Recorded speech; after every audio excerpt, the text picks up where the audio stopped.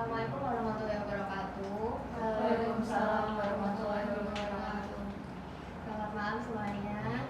Malam. Pertama saya mau ngucapin terima kasih buat teman-teman yang udah meluangkan waktu hadir di sini untuk melaksanakan konseling kelompok. Nah, sebelumnya ada yang pernah ikut konseling kelompok belum? Belum. Oke. Jadi mau tahu konseling kelompok itu apa? Mau. Jadi konseling kelompok ini jadi proses dimana kita itu berkumpul, terus kita saling sharing tentang pengalaman kita, terus saling beri dukungan. Nah, melalui dinamika kelompok di sini kita tuh dapat memahami diri sendiri lebih dalam dan menemukan cara yang lebih baik untuk menghadapi kegelisahan dan kecemasan yang sedang dialami. Nah, sebelum kita memulai kegiatan pada kali ini, alangkah baiknya kita berdoa terlebih dahulu sesuai agama dan kepercayaan masing-masing. Berdoa dipersilakan. Berdoa dicukupkan. Ini supaya ngobrolnya enak, kita sepakati bareng-bareng ya teman-teman. Jadi di sini kita tidak ada yang benar dan tidak ada yang salah. Dan apapun yang kita bicarakan di sini akan kita keep bareng-bareng di sini. Jangan ada yang ngomongin di luar forum ini gitu. Dan apa yang dibicarakan di forum ini itu tuh benar-benar kegelisahan atau kecemasan yang saat ini, permasalahan yang saat ini dialami. Jadi masa kini, bukan yang masa lalu. Dan itu benar-benar terjadi di diri kalian. Jadi silahkan diceritakan secara terbuka. Jadi kita juga sama-sama menghargai. Jadi nanti apabila ada yang ingin mengungkapkan pendapat atau ingin menanggapi satu sama lain, itu silahkan angkat tangan terlebih dahulu. Oke, sebelumnya kita perkenalan terlebih dahulu. Saya Rini Sadia dari Prodi BK UNES. Nah, sekarang bisa dilanjut nyebutin nama prodi sama universitas dari diri saya. Kenalin, nama aku Ika Rino Wijayanti dari Teknologi Sipil Perikanan Universitas Diponegoro. Kenalin, nama aku Ningning Bisakaya Ningning dari Prodi Ekonomi Pembangunan UNES. Kenalin, nama aku Wara Ribi dari Prodi Teknik Listrik Industri Universitas Diponegoro. Kenalin, aku Dia Natalia, aku dari Ilmu Hukum UNES. Kenalkan, aku Gabriela Sandi, Gesri Pamirata dari Hukum UNES. Kenalin, aku Nadine Maharani dari Teknologi Rekayasa Otomasi UNES. Oke, jadi udah pada kenal belum satu sama lain? Belum. Mau dites dulu? Boleh. Boleh.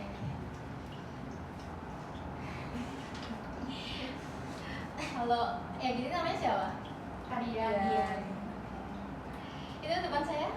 Woro. Kalau yang ini kakaknya ini Apa? Nata. Nata. Nata. Oke, Nata. Oke. Terus samping saya Nadia. kali ini terakhir Tiga. yang pojok itu membelakangi kamera. Nini. Ini. Oke, jadi udah mungkin biar makin akrab lagi kita bisa ice breaking dulu nih. Ada itu nggak ide nggak mau ice breaking apa? Sambung kata gimana? Kamu nggak tahu gimana nih? Jadi kalau misal aku nyebutin tentang, nanti kakaknya mungkin bisa nyebutin kata awalnya dari G. Oke. Terus G misal kayak genteng atau Gajah ya. gajah, kakaknya selanjutnya huruf gitu. Jadi berurutan, Ah. nggak random. Urutan dulu aja, nanti Urutan. putaran selanjutnya random. Oke, saya dimulai dari mana nih? Dari Woro. Oke, dari orang. Oke. Kalau aku sebutin kipas. Sapi. Insang. Insang. Genteng. Oke. Apa enggak? Gelas, sabar. Gelas. Sungai. Apa? Sungai. Indah. Ini udah satu putaran, mungkin random ya ada ya. kayu. Kumur. Coba yuk. Asia. Yang mana? Asia. Ibu. Usia. Oke. Angin. Atau Oke. Udah ya? Oke.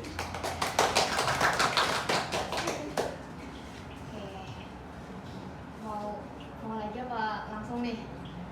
Kita langsung aja. Oke.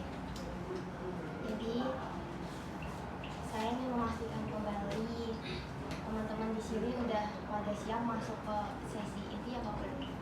Sudah. Oke. Baik, jadi di sini saya akan mendengarkan semua keluh kesah kalian, kegelisahan atau kecemasan yang akhir-akhir ini sedang dialami. Silahkan ceritakan secara singkat mungkin ya, dari kanan saya. Kegelisahan ya, yang akhir-akhir ini sedang ini mungkin lagi banyak tugas gitu kan. Ini tuh kayak udah mau uas gitu ya, tugas tuh banyak banget kayak semua matkul tuh hampir prakteknya belum, terus tugas-tugasnya itu. Terus tuh kayak kemarin tuh kan sempat ada praktikum tuh kayak sehari itu nggak selesai, jadi tuh dilanjut sama hari berikutnya. Nah terus tuh hari berikutnya terus dilanjut modul berikutnya, jadi tuh belum sempat ngerjain laprak yang modul pertama, dilanjut kedua, ketiga, terus jadinya sampai sekarang tuh numpuk gitu loh, belum lagi laprak sepuluh. Oke, saya memahami. Mungkin kebiasaan Mbak Nadia ini tugasnya jadi nambah terus padahal yang sebelumnya belum selesai. Oke, mungkin bisa dilanjut dulu. Nata. Kalau aku ini kurang lebih sama ya, karena kita mau ujian terus tugasnya selalu numpuk, dan kalau di aku di hukum tuh tugasnya selalu artikel, mostly itu berkelompok. Terus karena berkelompok jadi kan setiap orang punya pemikiran yang beda untuk ngerjain tugas ya kan, dengan deadline yang ada yang mepet, ada yang jauh-jauh. Terus menurutku dan menurut orang sih aku dominan, jadi aku yang paling suka ngejar-ngejar kayak buat kapan gitu-gitulah. Nah terus habis itu sampai pada beberapa hari lalu itu tuh tiba-tiba aku dan teman-temanku kepanjangan ya, no ya, Nggak apa-apa, lanjut aja. apa namanya, aku dan temen-temen kayak saling jujur-jujuran nih, ngomong aku nih orang nih yang suka kalau di grup dia udah muncul gue takut dah, dia kayak yang ngejar-ngejar, dia sama gue juga gitu-gitulah. Terus situ aku cuma diem, ya gimana ya, kalau nggak gitu aku yang stres. Tapi dengan mereka kayak gitu aku tuh juga udah berusaha nggak yang menjadi dominan, tapi aku balik lagi aku nggak bisa.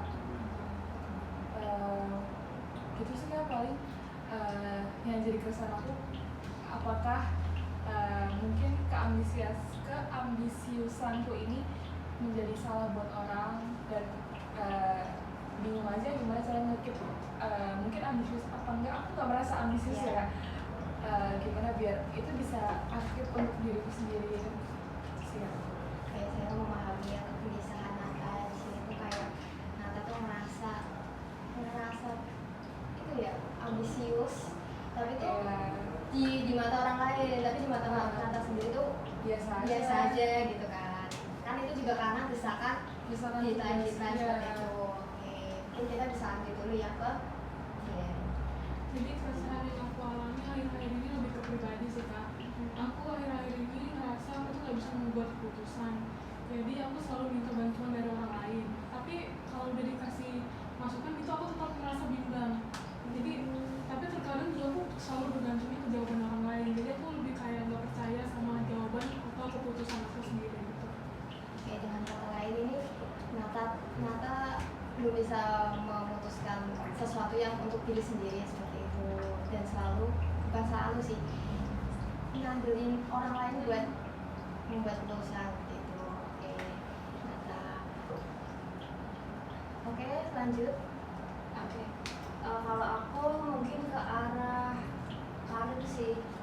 Jadi kan aku kuliah berada di lingkungan teknik yang bisa dibilang tekniknya tuh kalau bisa nyebutin cenderung gender tuh lebih ke cowok. Jadi tuh nanti aku bingungnya untuk prospek kerja tuh aku harus bagaimana, karena sebagian besar yang dicari di pekerjaan di elektro tuh cowok gitu. Pun kalau misalnya cewek tuh harus yang benar-benar paham di bidang itu kan.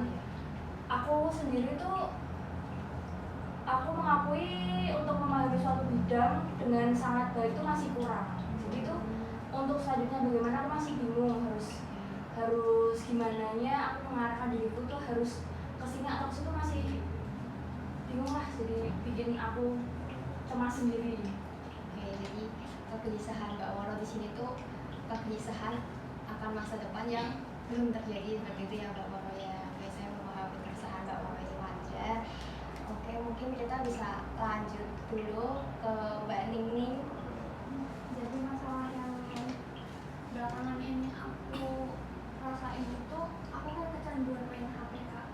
Jadi karena emang menurutku dengar dari kakak-kakak tadi cerita kayak orangnya banyak gitu kan, pasti sibuk banget dan nggak sempat main HP kan. Tapi justru di prodikku tuh nggak yang harus sibuk. Jadi aku main HP terus, pokoknya selama ada waktu luang pasti aku main HP. Dimana waktu luang mulu, emang adanya waktu luang terus, sampai dimana aku tuh tidur itu kadang sampai pagi. Pokoknya kalau belum puas, rasa puas aku belum terpenuhi, itu pasti aku masih main HP terus gitu. Sampai sehari itu pernah 19 jam screen time-nya Gitu. Oke, jadi keresahannya Mbak Ningning di sini itu ya screen time-nya, nggak bisa membatasi screen time, manajemen waktunya. Oke, mungkin kita bisa lanjut dulu ke Mbak Ika. Jadi itu dari saran aku ini mungkin lebih ke kayak sebenarnya ini aku yang salah atau emang ini akibat dari parenting orang tua aku. Jadi setiap kali aku di rumah itu orang tua aku selalu bilang, kamu ini bisa lah jadi orang yang olahraga dalam artian kayak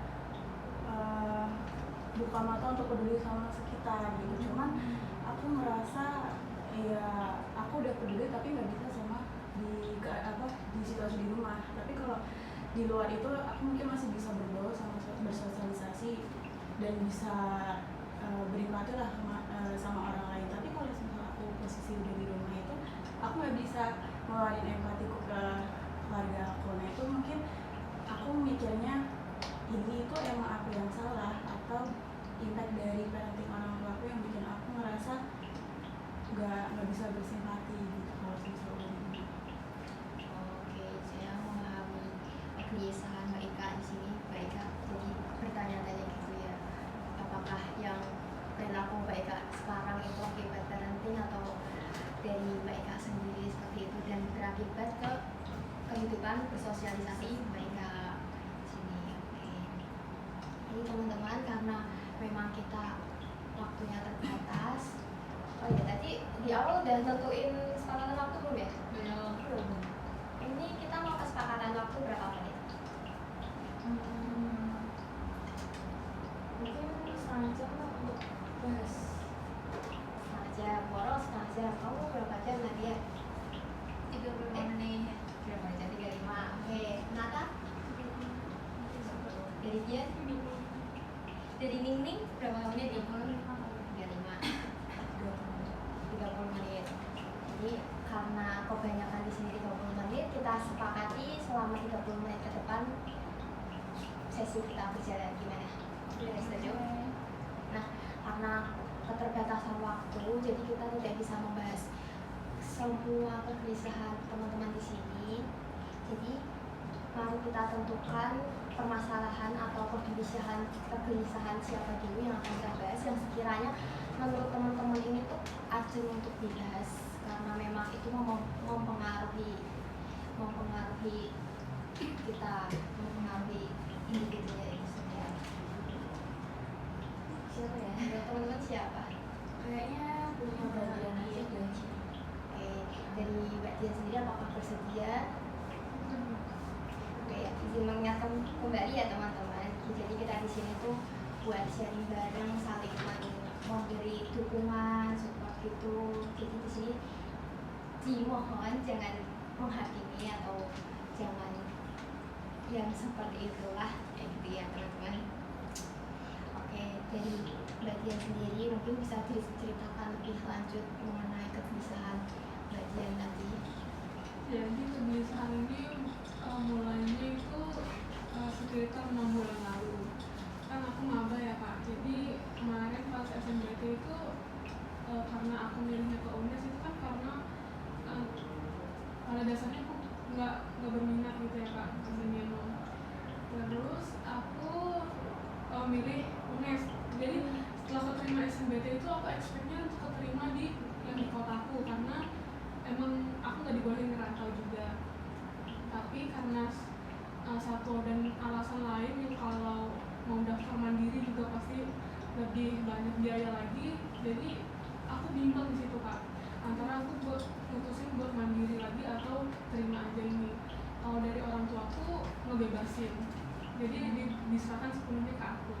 Nah di situ mulai terjadi adanya kegelisahan dalam diri aku. Kayak misalnya aku milih ke mandiri, emang aku lebih dekat sama keluarga aku, tapi kayaknya bakal lebih ngeberatin ke orang tua dari segi UKT. Tapi kalau aku milih ke UNES jauh lebih baik karena rankingnya memang lebih di atas yang di kotaku. Tapi di satu sisi aku juga jauh dari orang tua, jadi itu mulai timbul keraguan dalam diri aku. Oke, saya memahami dari kegelisahan dan keraguan yang disampaikan oleh Mbak Dian. Mungkin dari teman-teman ada yang mau ditanyain lebih lanjut nggak mengenai Mbak Dian ini? Mungkin mau tanya dulu nggak, kalau ada aspek lain nggak selain yang diraguin dari Mbak Dian itu, selain jauh dari orang tua mungkin?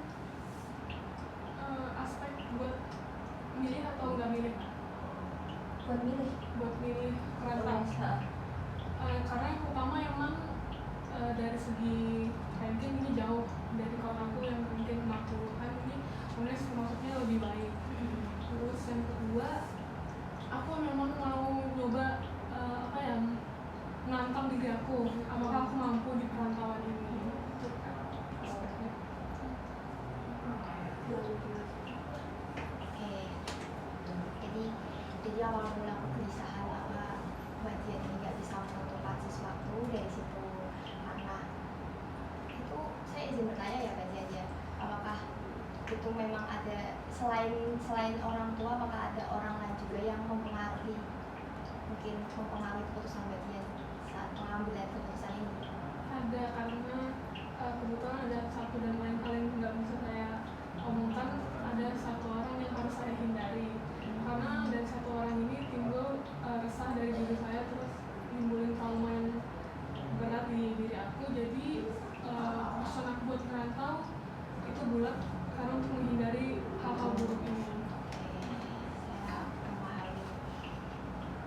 Saya memahami keadaan Mbak Dian. Jadi teman-teman ada yang mau itu dulu?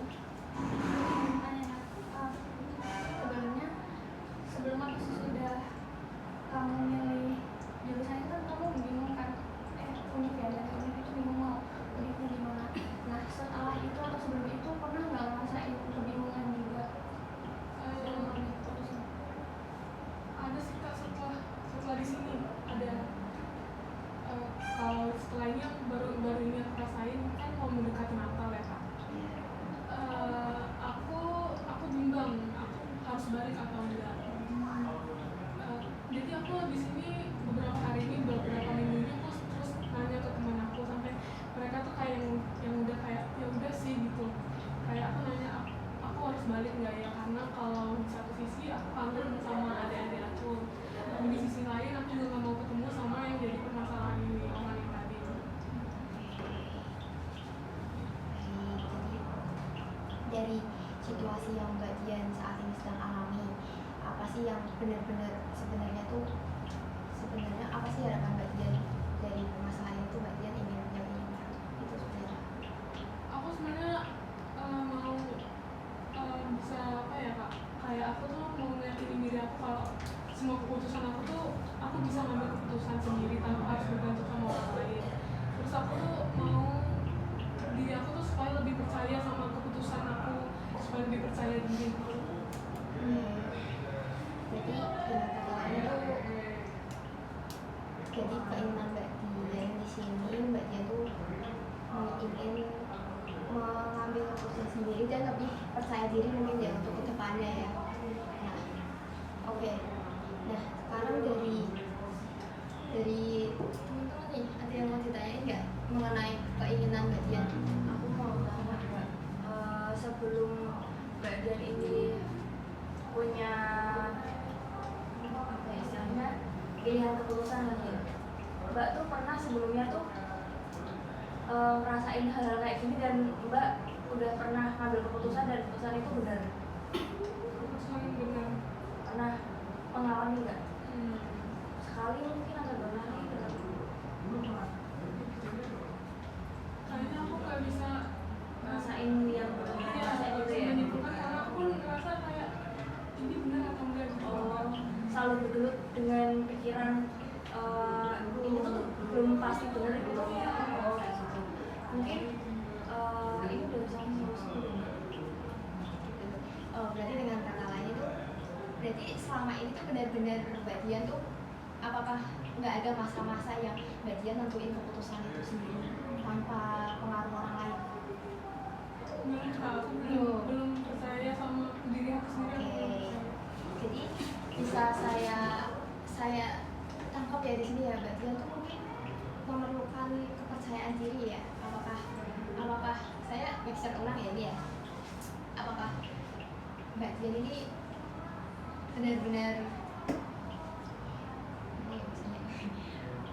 jadi karena mungkin kepercayaan saya nggak bilang maaf ya Mbak Dian ya, karena mungkin kepercayaan diri Mbak Dian ini kurang, makanya Mbak Dian susah untuk mengambil keputusan sendiri seperti itu ya. Oke, ini kalau dari sudut pandang Mbak Dian mengenai situasi seperti ini tuh Mbak Dian memandangnya seperti apa? Memandang apakah mungkin POV Mbak Dian gitu loh, apakah ini ngeberatin Mbak Dian atau apa gitu? Iya, pasti ngeberatin sih kak di aku karena kayak aku jadi nggak enak gitu loh sama teman aku harus mendengarin cerita aku berulang-ulang gitu. Tapi di satu sisi kalau aku nggak nanyain aku nggak merasa puas gitu kan, jadi kayak dalam diri aku ini masih pusing gitu kan. Iya. Dari teman-teman mungkin ada yang mau oke, silakan. Pas Mbak Dian ini nanya ke temen Mbak Dian terkait aku sendirinya apa ini apa gimana gitu, teman Mbak Dian tuh pernah nggak sih kayak ngebalikin pertanyaan itu dulu ke Mbak Dian kayak ya menurutku tuh gimana baiknya gitu, pernah nggak? Pernah, mereka pasti selalu ngelempar dulu ke aku habis itu misalnya kamu maunya baik apa enggak. Tapi kan aku pasti jawabnya satu sisi mau, satu sisi enggak. Jadi mereka abis itu ngasih solusi beserta alasan, jadi kayak aku merasa lebih tenang dengan jawaban itu. Jadi aku punya pertimbangan yang lebih lagi.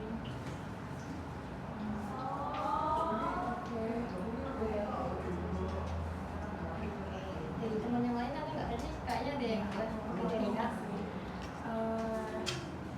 Boleh diceritakan nggak fakta di balik hal itu nggak bisa mengambil suatu keputusan, entah itu dari latar belakang dari keluarga atau ketika kakak bersosialisasi masih bisa kurang diterima sama orang yang bisa mengakibatkan kakak ini merasa kurang percaya diri untuk mengambil suatu keputusan.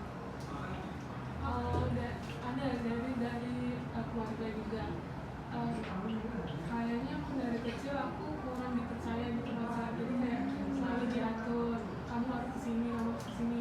Jadi misal contohnya mau SMA gitu, aku pengennya ke negeri, tapi orang tuaku kekehnya aku harusnya ke swasta gitu. Jadi ketika aku membuat keputusan mau ke negeri,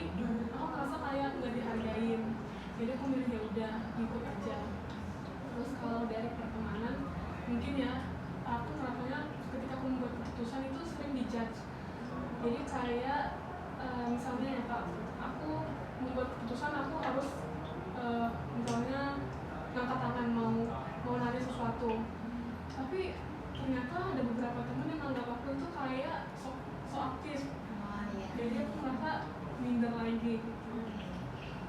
Berarti di sini Mbak Tia tuh masih benar-benar itu ya, meduliin pandangan orang lain ke Mbak Tia. Nah kalau misalnya pandangan dari diri Mbak Tia sendiri gimana? Kan dari tadi kan Mbak Tia kan kayak ya emang sempat ditanya ya sama teman-teman ya, apakah ada faktor luar gitu. Nah kalau dari diri Mbak Tia tuh Mbak Tia pernah nggak merasa yang benar-benar percaya diri gitu? Aku percaya dirinya pas aku gak kenal siapa-siapa, hanya kalau di sini aku percaya diri karena aku belum tahu latar belakang kakak-kakak di mana, apakah kakak-kakak itu yang ngejudge mental atau enggak, jadi aku lebih percaya dirinya ketika aku gak kenal siapa-siapa gitu aku gitu. Rasa aman. Iya.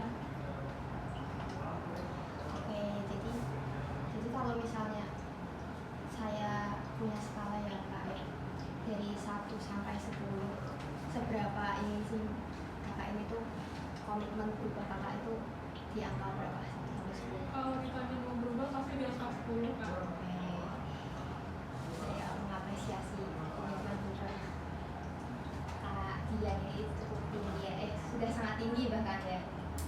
Jadi teman-teman mungkin ada yang ingin Aku mau nanya tadi kan tadi aku bilang biar percaya diri dalam keputusan kan, cuman mau takut aku misleading juga ya, itu tadi dari cerita yang barusan juga kayaknya lebih ke kalian pengen percaya diri tapi kayak di 2 hal yang berbeda gitu. Jadi sebenarnya yang Kak Dian pengen itu percaya diri misal dalam forum gitu, atau percaya diri dalam mengambil Menurut aku itu bersangkutan sih Kak, mengambil percaya diri dalam mengambil keputusan juga, tapi aku lebih fokusnya ke keputusan saya. Misal menurut pandangan aku, keputusan aku untuk bergabung di sini itu salah satu faktor yang mempengaruhi kepercayaan diri aku gitu. Jadi menurut aku saling berkesinambungan gitu loh. mungkin itu kalian mengambil keputusan selalu takut atau ragu tuh di semua hal yang di tempat kalian harus ngambil keputusan, atau cuma misal keputusan besar aja gitu. Kayaknya bisa dibilang keputusan besar yang dampaknya besar juga sih Kak. Kalau hal-hal kecil kayaknya masih bisa aku handle kalau itu bersangkutnya sama diri aku sendiri, nggak mempengaruhi banyak orang, itu aku bersusahnya di situ.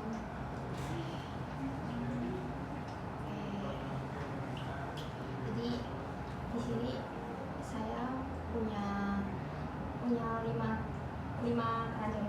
Di sini ada keranjang kebetulan kan bagian ya. Terus di keranjang itu tuh ada fun. Fun itu kesenangan, rasa ingin nyaman, rasa senang. Terus yang kedua itu freedom, kebebasan. Dan yang ketiga itu love and belong nih, rasa ingin dicintai dan diterima. Kemudian yang keempat itu survival, rasa aman atau ingin tenang. Dan yang terakhir itu power atau achievement, yaitu rasa mampu dan ingin diakui. Dari kelima itu kira-kira Mbak Dian itu milih yang mana?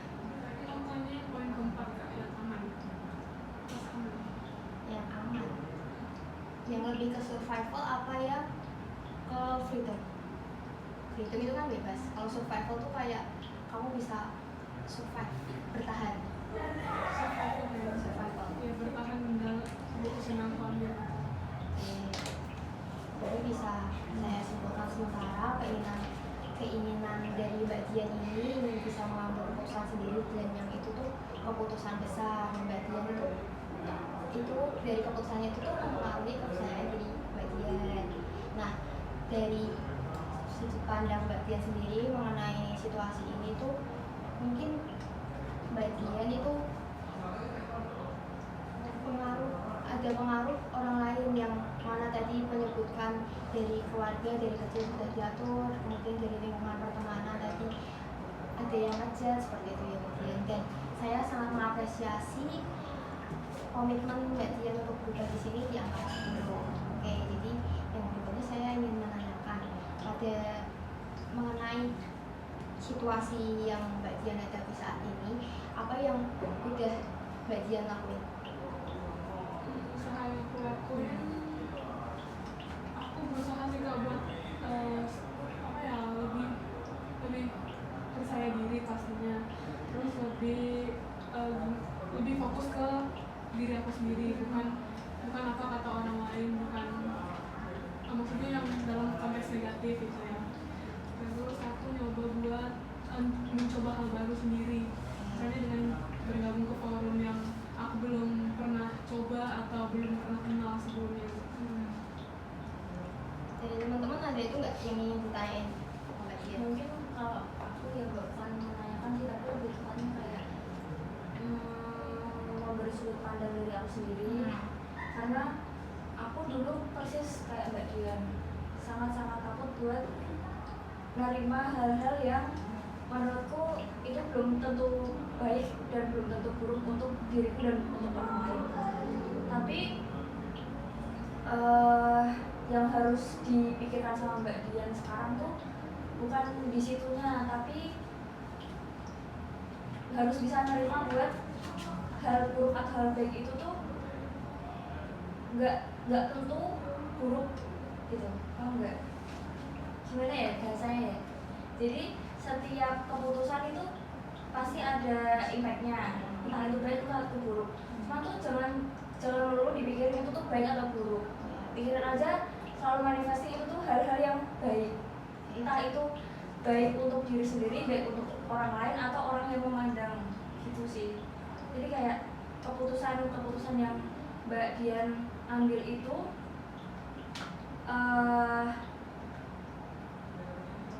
gimana ya, nggak ya sekali Mbak Dian memutuskan itu ya udah jangan terus dipikirin, jangan terus dianggap itu tuh bakal buruk. Jadi itu bisa jadi bahan untuk Mbak Dian ngerasa Mbak Dian itu udah cukup baik untuk mengambil keputusan. Itu poin yang pertama dulu sih, karena Mbak Dian di awal kan belum pernah merasa baik buat mengambil keputusan kan. Itu apa yang udah dilakuin ya udah itu aja dulu Mbak. Pokoknya kalau dari tesnya Mbak Dian kan masih bingung Natal tuh mau pulang apa enggak. Cuman kalau misal satu Mbak Dian memutuskan untuk pulang, ya udah itu hal yang baik untuk Mbak Dian dan untuk orang rumah mungkin ya. Dan hal-hal yang menurut Mbak Dian nanti bakal ketemu orang itu udah ditinggalin dulu aja, fokus ke hal-hal yang menurut Mbak Dian itu baik, itu aja dulu. Kalau udah itu udah membuat Mbak Dian merasa aman dan senang, Mbak Dian pulang ke sini, udah itu masalah yang kemarin, besok mikirin masalah-masalah yang akan datang, gitu aja. Karena kalau misal dipikirin terus, teman-teman yang dimintain solusi juga jujur aja pasti bakal kesel sih ya, gitu. Jadi ya bener belajar buat ngambil keputusan, cuman itu harus dipaksa gitu loh. Nggak bisa yang kayak aku belum mikir terus aku ngambil teman-teman terus dan aku nggak mau maksa tuh. Itu bahasa kasarnya ya Mbak, maaf, tapi itu memang harus gitu. Dan Mbak Dian harus bisa maksa kalau apapun yang udah terjadi ya udah jangan dipikirin terus. Biar Mbak dia juga merasa aman, biar merasa menang juga. Itu sih mungkin dari aku. Terima kasih ya Mbak Mama ya untuk masukannya ke Mbak Dian. Jadi mungkin yang Mbak Mama sampaikan itu tuh, jadi tuh Mbak Dian tuh untuk akhir-akhir ini mungkin bisa fokus ke hal yang positif saat mengambil keputusan itu sendiri. Mbak Dian fokusnya ke hal positif terlebih dahulu agar overthinking setelahnya itu tuh nggak ada gitu kan. Nah dari tadi kan Mbak Dian kan udah menyebutkan ya yang udah dilakukan Mbak Dian, seperti udah nyoba lebih pede, itu tuh contoh konkretnya apa nih? Kalau boleh tahu? Yang tadi aku bilang sih Kak, aku berani nyoba hal baru. Contoh konkretnya aku dulu tuh nggak pernah pede buat mengutarain pendapat. Terus aku belum pernah join ke organisasi itu karena aku nggak percaya diri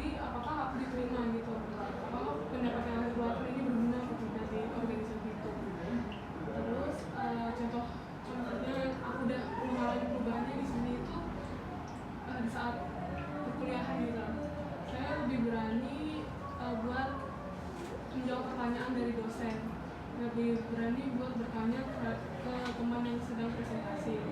Terus yang kedua, saya lebih lebih terbuka gitu, mau mencoba ikut volunteer atau magang di suatu organisasi.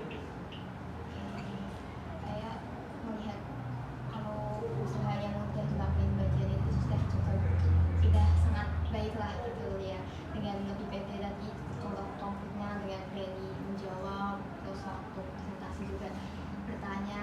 Kemudian Mbak Dian itu sudah nyoba untuk terbuka juga tentang terbuka ke mungkin ke itu ya, ke lingkungan sosialnya, mulai ikut volunteer seperti itu. Nah, dari hal-hal yang Mbak Dian lakuin ini, menurut Mbak Dian itu apakah itu membantu Mbak Dian ke arah yang lebih baik sesuai tujuan Mbak Dian di awal tadi, apa enggak? Iya. Yang kayak aku bilang tadi, aku mulai ngerasain perbedaan.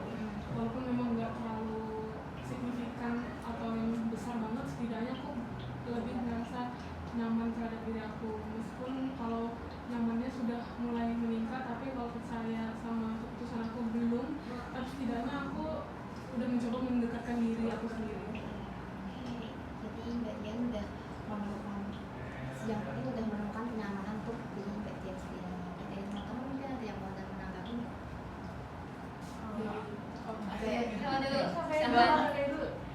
Mungkin aku mau tanya sih, sebenarnya ini kasih kerjasama yang kayak aku alami. Aku emang dari kecil itu selalu diajarin, sampai sekarang pun juga masih susah untuk berpindah. Cuman kalau dari mbaknya sendiri itu, ada nggak sih orang yang bisa memvalidasi pendapat kakak sampai kakak itu bisa berani untuk berpendapat selanjutnya gitu? Karena menurut aku, kita itu sebenarnya bukan gak berani berpendapat, tapi kita hanya butuh validasi dari orang, sekecil apapun itu sih, karena itu nanti bisa membantu kita untuk merasa lebih percaya diri lagi. Nah, mungkin dari kakak sendiri, ada nggak orang terdekat yang sekiranya bisalah saya pemikiran sama kakak dan bisa menerima pendapat kakak? Kalau kayaknya untuk itu aku untuk teman sih kak, teman terdekat aku dari teman SD aku. Kayak ya yang SMBT tadi, aku tuh diyakinkan sama dia kalau ini ambil aja gitu kan. Jadi aku butuh, ya emang aku butuh validasinya. Aku emang nanya juga ke dia, worth it gak sih gitu kan. Terus dia bilang worth it ya. Aku merasa tervalidasi aja sih perasaannya gitu kak. Tapi untuk di dunia perkuliahan ini sudah menemukan teman yang mungkin cocok untuk diajak diskusi untuk mengambil pendapat? Belum sejauh itu sih kak, masih yang ngomong-ngomong itu belum aku percaya banget gitu. Kita masih mata juga nih, masih perlu diskusi. Iya. Nanti Mbak Nanta mau itu? Iya, tadi kan Mbak Dian ini udah nyebutin hal-hal yang bikin pede, kayak udah mulai berani volunteer, magang, terus kayak hal kecilnya tuh tanya jawab di kelas. Dari hal-hal kecil sampai yang gede, menurut aku ikut magang sama volunteer kan udah gede banget ya kak. Apakah aman dalam tanda kutip, kayak adakah hal-hal yang malah bikin kamu berkurang pedenya atau meningkat pedenya? Apakah dari kamu ikut magang itu jadi tetap ada yang ngejudge gitu-gitu atau gimana? Puji Tuhannya kalau di volunteer sama di magang ini aku nemuin emang orang-orangnya tuh baik kak. Jadi emang kayaknya aku milih forum atau volunteernya ini emang yang kebetulan baik juga. Jadi isinya tuh emang orang-orang yang apa ya, yang kayak support satu sama lain, yang iya. Terus kayak dari volunteer sama magang ini, aku juga ketemu sama teman-teman yang bisa yang aku lumayan percaya ini tadi. Jadi mereka juga ya welcome juga sama aku, jadi kayak nggak ngejudge. Kan ada ya kak yang ngejudge orang dari penampilan atau dari daerahnya mungkin. Jadi aku merasa aman sama mereka. Maksudku dengan kamu udah berani ikut hal-hal besar kayak gitu kan berarti secara tidak langsung rasa percaya dirimu itu udah tervalidasi oleh kegiatan yang kamu ikuti. Terus kayak itu menurut aku salah satu bentuk pencapaian atas kamu berhasil untuk keputusan benar itu gitu. Ya, saya setuju ya dengan Mbak Nata tadi. Mbak Nata sudah menemukan kekuatan mungkin ya di diri Mbak Dian. Jadi Mbak Dian udah coba ikut volunteer, dan di volunteer itu tuh Mbak Dian tuh menemukan lingkungan yang support gitu ya. Oke, jadi kalau saya boleh tanya lagi ya Mbak Dian ya, secara keseluruhan yang Mbak Dian ikutin itu, kayak tadi Mbak Dian udah nyoba berani ngejawab, terus Mbak Dian udah nyoba terbuka, ikut volunteer, terus Mbak Dian juga beruntung menemukan lingkungan pertemanan yang support seperti itu. Apakah menurut Mbak Dian tuh Mbak Dian merasa sudah cukup puas dengan cara Mbak Dian menghadapi situasi ini? Kalau mau dikasih skalanya, aku puasnya di angka sekitar 7 kakak. Oke, 7. Dari teman-teman ada itu nggak? Kalau menurutku itu harusnya dari 7 sih Mbak, karena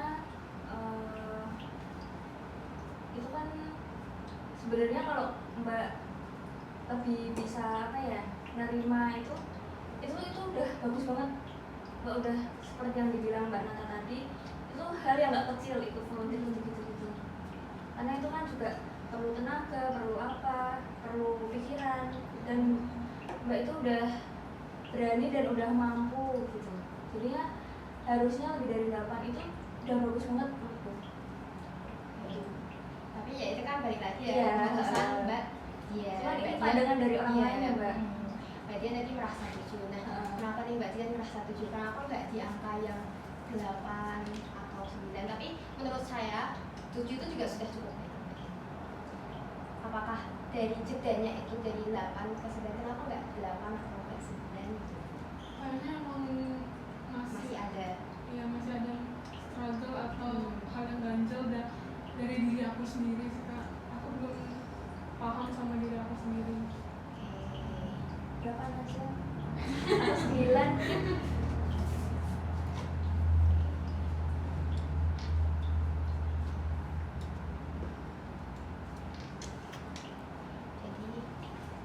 Jadi Mbak Dian itu memilih 7 karena merasa ada yang belum selesai di diri sendiri. Begitu.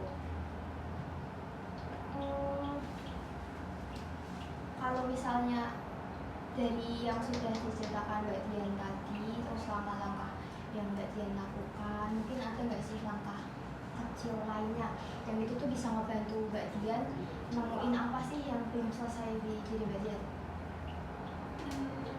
Kecil belum ada sih kak kayaknya. Belum ada yang aku belum ngelakuin hal-hal baru lagi untuk nge-explore diri aku. Kalau dari mungkin rencana Mbak Dian gitu ada nggak selain yang tadi ya, atau mungkin nyoba untuk fokus ke diri sendiri, benar-benar yang kayak kita menghargai diri kita sendiri gitu kan. Kayak kalau misalnya dan kamu berhasil ini, terus kamu masih self reward ke diri kamu, jadi kayak kamu merasa diri aku tuh berharga gitu loh, kayak buat percaya diri itu juga oke gitu. Iya kayaknya itu sih kak. Aku emang selama ini rasanya nggak puas sama diri sendiri. Terus aku selalu ngerasa ada yang kurang dari diri aku. Tapi kalau dipikir-pikir emang bukan kurang, tapi aku juga harus belajar. Kan nggak ada yang instan gitu, kayak misalnya ketolak apa gitu kan. Aku dari penolakan itu aku merasa kurang, aku jadi ngedown lagi. Padahal kalau dilihat aku tuh bukan kalah, tapi aku tuh emang harus ada yang aku kembangkan. Saya memahami Mbak Dian. Mungkin dari teman-teman nih, kan tadi Mbak Dian kan udah nyampein ya rencana Mbak Dian tuh kayak udah mulai belajar untuk mungkin fokus ke diri sendiri. Dari teman-teman ada nggak yang mungkin mau ngasih? Mbak silakan. berguna buat Mbak Dian ya. Aku boleh Silakan. ini dikit tips sih Mbak, mungkin agak terlihat agak apa ya, ya dibilang agak belak-belakan atau mungkin keras ya, karena mungkin dari aku lingkungan aku juga yang berbanding terbalik sama lingkungannya Mbak Dian. Kan background kita juga, aku yang anak teknik, Mbak Dian anak hukum. Cuman yang aku selalu tanemin ketika aku ngambil keputusan atau mungkin aku nggak percaya sama diriku sendiri itu, aku selalu inget-inget yourself is yours. Jadi dirimu ya buat kamu. Kalau misal kamu ngambil keputusan itu berhubungan sama orang lain, ya dipastiin dulu dirimu itu udah merasa cukup dan yakin atau belum. Jadi kalau misal aku mengambil keputusan untuk buat orang lain senang tapi akunya menderita kan juga kenapa gitu. Jadi posisikan diri mbaknya itu lebih tinggi dari siapapun, entah itu orang tua, entah itu saudara, entah itu teman-teman. Selalu posisikan mbak itu lebih untung daripada semuanya, karena setiap nanti di akhir pun orang lain akan lupa dan mbak tuh yang akan ngerasain gimana itu mbak sendiri.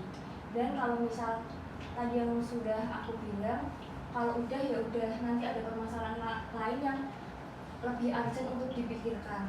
Karena kalau misal ditumpuk semuanya di otak mbaknya tuh pasti bakal penuh kan, nanti mbaknya bakal stres sendiri, terus temen tuh belum tentu bakal dengerin cerita mbaknya terus. Jadi apapun mbaknya tuh pasti punya diri sendiri, yang itu tuh kalau misal ditumpuk semuanya di otak kan pasti bakal burn out, capek gitu ya. Jadi ya itu, dipikirin aja yourself is yours, dan apapun yang mbaknya putuskan itu selalu lebih untung untuk mbaknya sendiri daripada untuk orang lain. Bukan berarti kita tutup mata sama orang lain ya, tapi ya kalau misalnya kita nggak untung juga ngapain, buang-buang waktu, buang-buang tenaga, mending tidur gitu ya. Kalau aku ya gitu sih, karena di lingkunganku juga kalau misalnya aku ngambil keputusan, dia itu untuk itu aja, bukan untuk yang terus menerus. Orang lain tuh nggak bakal peduli sama kita. Itu kata-kata paling buruk yang pernah aku dengar, orang lain tuh nggak pernah peduli sama kita 100%, dan cuma kita yang peduli sama diri kita sendiri. Karena mungkin setelah ini ya hidup juga masing-masing, nggak terus-terusan kita sama saudara kita, nggak terus-terusan sama orang tua kita. Mungkin ya paling mentok kita sama pasangan, tapi itu kan masih lama ya, kita kan masih kuliah. Kalau sekarang ya kita punya diri kita sendiri. Apapun pencapaian kita, apapun keputusan kita, ya balik lagi ke diri kita sendiri. Tuh, itu coba lebih bodoh amat sama orang lain. Itu mungkin kata-kataku agak kasar ya, karena ya gimana nggak bisa bahasa yang lumayan lembut, cuman ya mungkin mbaknya butuh waktu untuk menerima dan bisa mengaplikasikan itu wajar, cuman dibiasain aja pelan-pelan dari sekarang buat bodo amat sama orang lain, bodo amat sama hal-hal yang gak menguntungkan ke mbaknya sendiri gitu. Mau nambahin dikit sih, mungkin kalau dari pengalaman aku sih, aku bikin buat diri aku secure dulu. Caranya kan tadi Mbak Laura bilang kan, kalau misal itu dibikin selalu di otak nanti bakal bikin stres.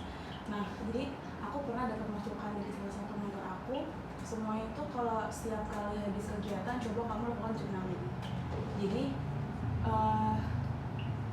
apa ya, sebelum kita mengambil sebuah keputusan, kita buat diri kita secure dulu. Sebenarnya kelebihan dari yang kita punya itu apa?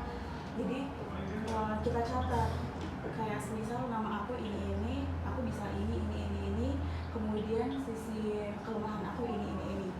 Nah, baru dari situ yang aku ingat hanyalah kelebihan aku. Ternyata aku punya loh kelebihan yang bisa aku tonjolkan, yang bikin aku bisa lebih merasa percaya diri tanpa melihat sisi kelemahan aku itu apa, karena pasti semua orang punya kelemahan gitu. Cuman kita langsung mikir ke kelebihan yang aku punya dulu kan. Nah, habis itu kalau bikin suatu keputusan itu di jurnal juga sih kalau semisal aku ya Kak. Jadi kalau misal ada beberapa opsi, jadi opsi pertama ini kira-kira dampak positif negatifnya apa ya, aku rinciin dulu. Jadi kalau semisal nanti negatifnya ini, kita bisa tahu plan B-nya tuh apa sih nanti yang bakal kita hadapin untuk mengambil sebuah keputusan. Mungkin itu salah satu tips yang bisa aku kasih tahu ya, biar kebaca juga ini arahnya kemana sih keputusan aku sebenarnya. Mungkin dari Mbak Nadia mau nambahin nggak? Dari Mbak Ningning mungkin? Kalau aku kan emang orang kan beda-beda ya kak, Iya. maksudnya. Tapi kalau aku sendiri, aku pun dari SD, SMP, SMA itu juga diatur orang tua kan. Jadi pas mau masuk sini tuh juga ya itu kan terombang ambing gitu loh.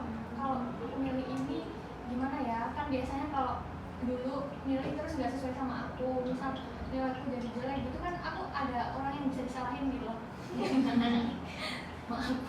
Jadi kayak kalaupun aku nggak bagus di sini kayak oh ya udah, soalnya itu bukan pilihan aku kok gitu.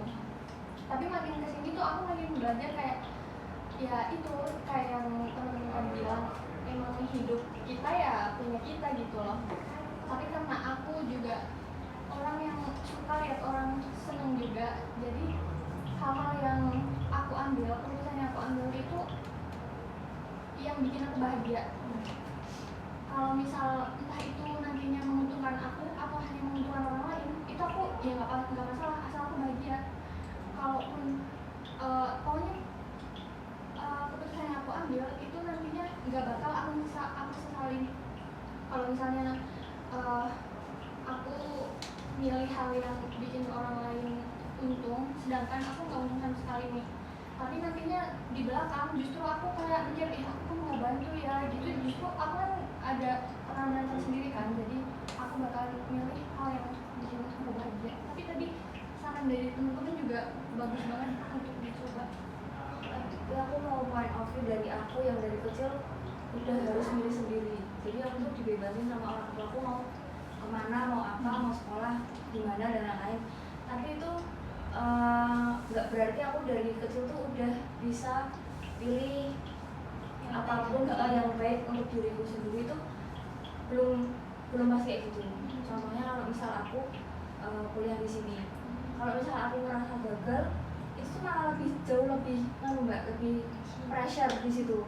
Jadi mungkin kalau misal mbaknya di awal udah diarahin orang tua, karena mbaknya mungkin merasa nggak cocok ya, jadi kalau mbak Nini tadi bilang bisa nyalahin orang lain, itu bener.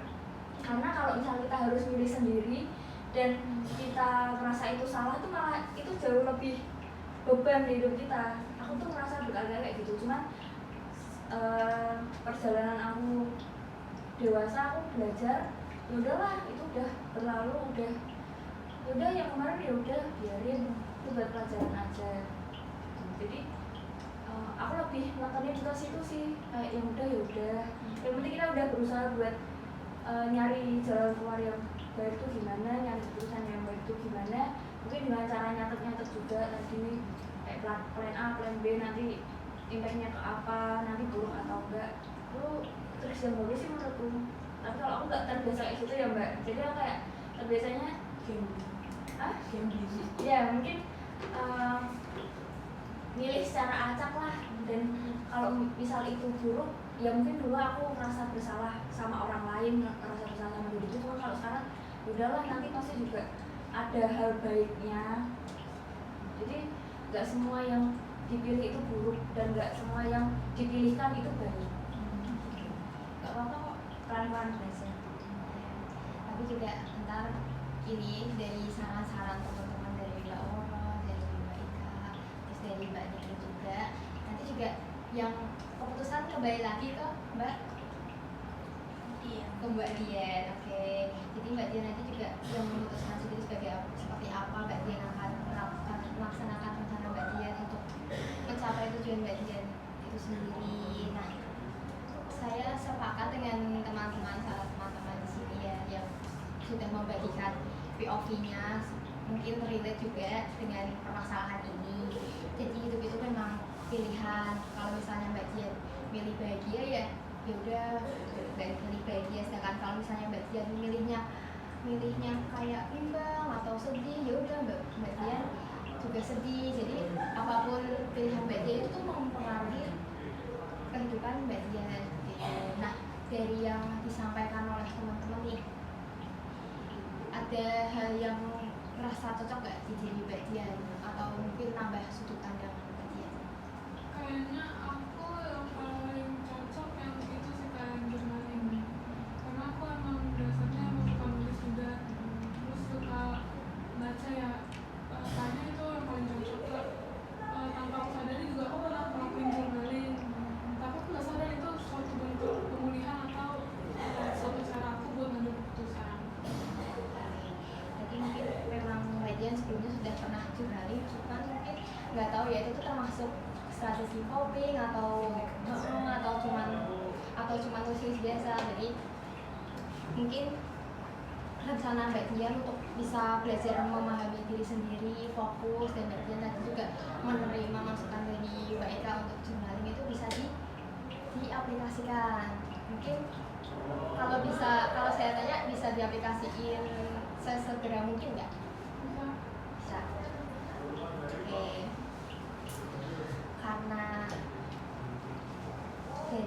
Karena waktunya udah mau habis, dari Mbak Dian sendiri gimana nih perasaan Mbak Dian setelah mengikuti sesi konseling kelompok ini sebagai anggota kelompok yang kegelisahannya dibahas? Jadi emang tujuan awal kan ikut konseling ini buat mendapat solusi. Apalagi kan ini udah mau mepet keputusan yang harus aku buat. Jadi menurut aku konseling ini sangat berguna karena aku dapat sudut pandang baru, aku dapat teman cerita baru. Untuk teman-teman yang lain nih, mungkin Mbak Nadia kayak yang bisa didapetin dari konseling kelompok ini tuh apa? Dapat insight baru, pandangan baru. Insight baru yang kayak apa tuh? Ya kayak mungkin kayak tadi ternyata tuh bisa kayak journaling, terus kayak aku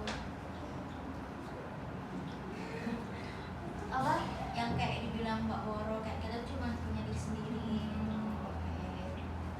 Oke, jadi bisa saya simpulkan ya dari kegelisahan Mbak Dian. Aduh, kok boleh kembali Mbak Nata Mbak Dian. Jadi tadi Mbak Dian itu menginginkan bisa mengambil keputusan sendiri, kemudian dengan itu tuh Mbak Dian bisa merasa percaya diri. Terus Mbak Dian tadi juga sudah menemukan rencana yang sudah dijelaskan tadi, seperti mulai memahami diri sendiri, kemudian mau mulai journaling yang akan dilaksanakan secepatnya gitu ya. Nah, sebelum ditutup, alangkah baiknya kita berdoa terlebih dahulu ya teman. Doa sesuai agama dan kepercayaan masing-masing dipersilakan. Doa tujuan dari teman-teman sendiri, apabila memang ada kegelisahan atau kecemasan yang memang urgent untuk dibahas, mungkin bisa lanjut ke konseling individu di laboratorium BK UNES. Itu dia membuka konseling individu. Jadi apabila masih mungkin dari Mbak Dian sendiri mungkin masih merasa kebingungan, bisa lanjut konseling individu di BK UNES seperti itu ya Mbak Dian ya. Jadi saya akhiri pertemuan pada kali ini. Saya ucapkan terima kasih pada Mbak Dian yang sudah mau memberikan ceritanya, kepada teman-teman juga semua di sini yang udah ikutan sharing, terus kemudian juga memahami Mbak Dian bagaimana. Mbak Dian mungkin juga udah dapat support dari sini dan dapat pandangan baru seperti itu ya. Saya ucapkan terima kasih untuk semuanya. Izin saya akhiri. Wassalamualaikum warahmatullahi wabarakatuh. Waalaikumsalam.